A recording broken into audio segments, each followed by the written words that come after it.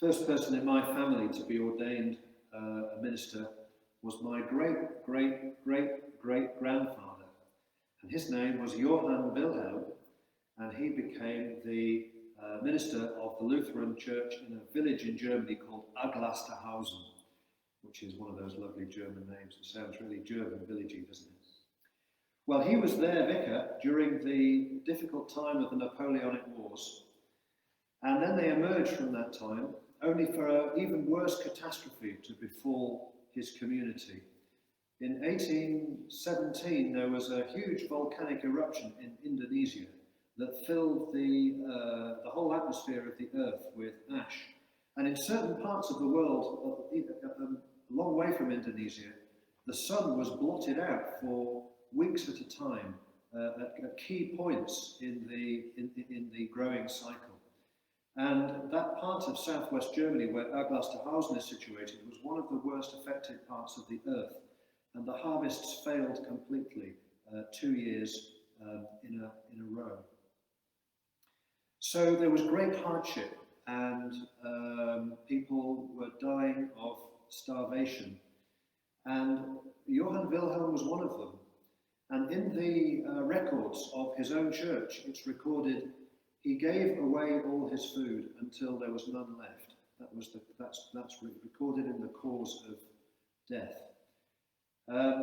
Now his wife and his children survived. That they carried on, and that's I suppose why I'm here in the form that I am. But he died, and I grew up with this story about my great-great-great-great-grandfather. And I was always impressed by the fact that he did the right thing, which I think was the meaning of the story being told to me. You've got to do the right thing. But at the same time, lurking in all our minds was the thought that maybe if he had kept a bit more food back for himself, he wouldn't have died. And a few years ago, I read an article in a magazine, I think it was, about famine and how it affects people. And it explained something to me that I hadn't realised about what must have happened to the family of Johann Wilhelm all those years ago.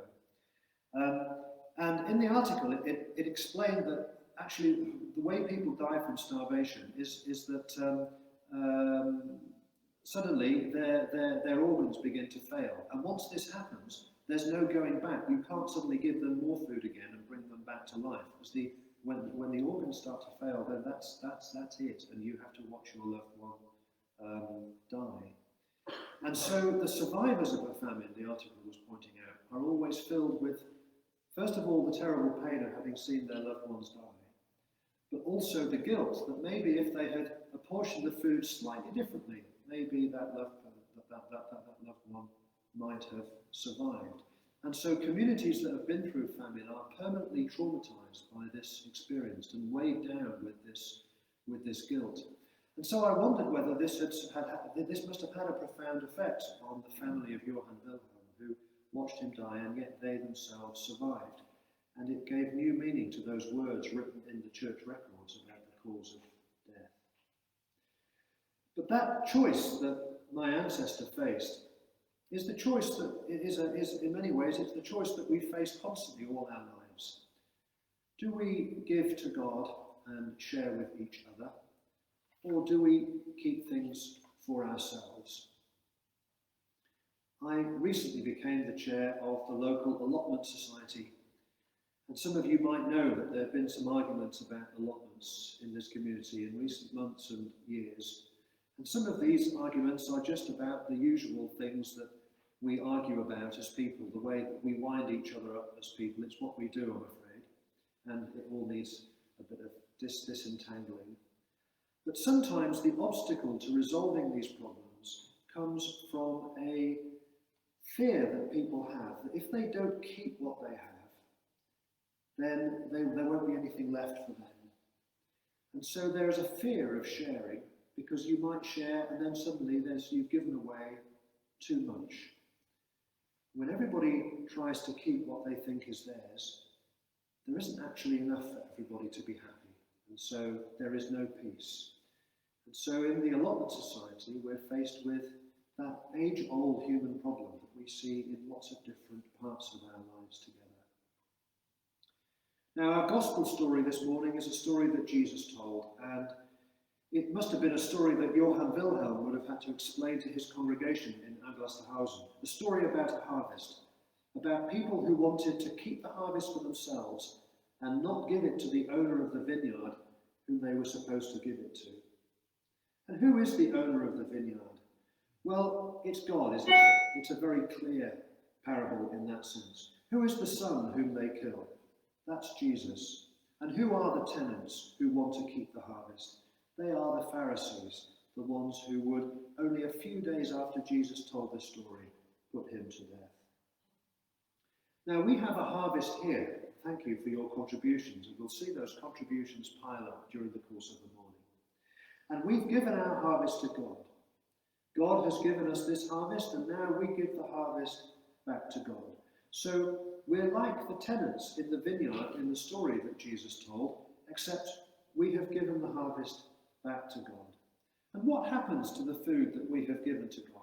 Well, we know, don't we, that we will share it out in this community and beyond. When we give things to God, we share with each other.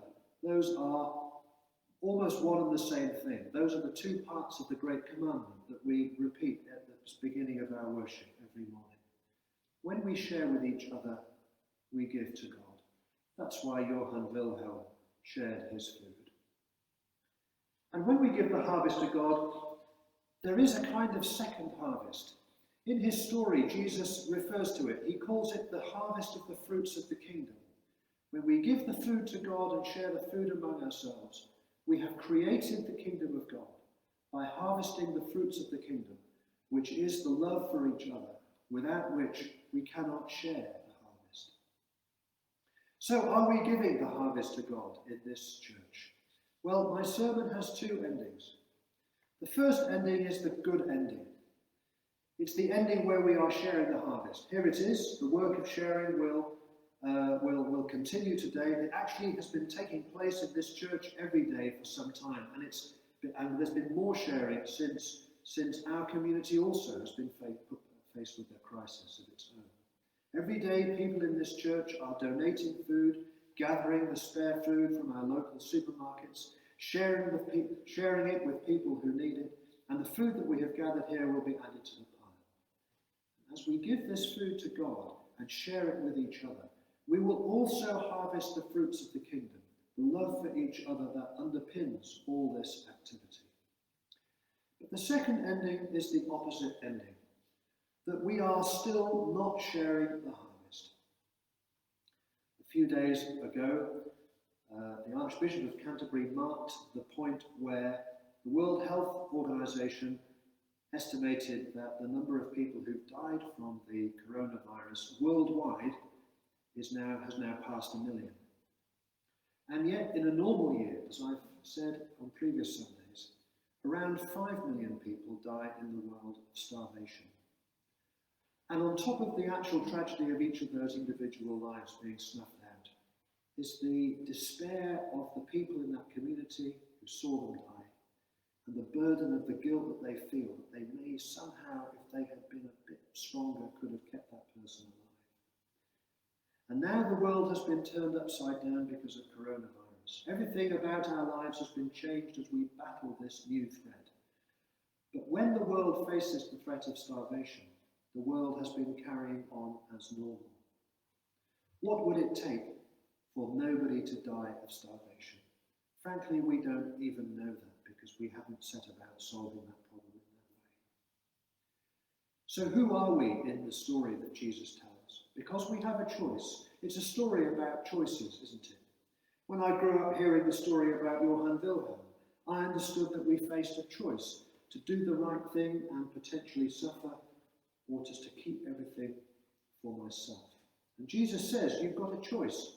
Do you want to give the harvest to God, share it with others, and then thereby harvest the fruits of the kingdom?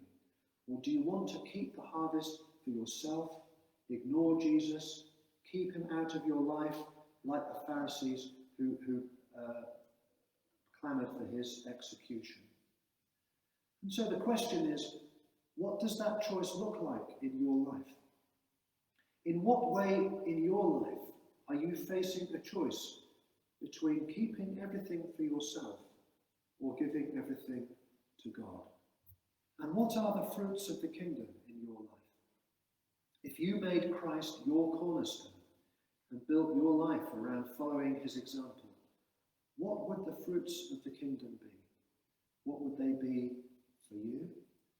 And what would they be for those around you?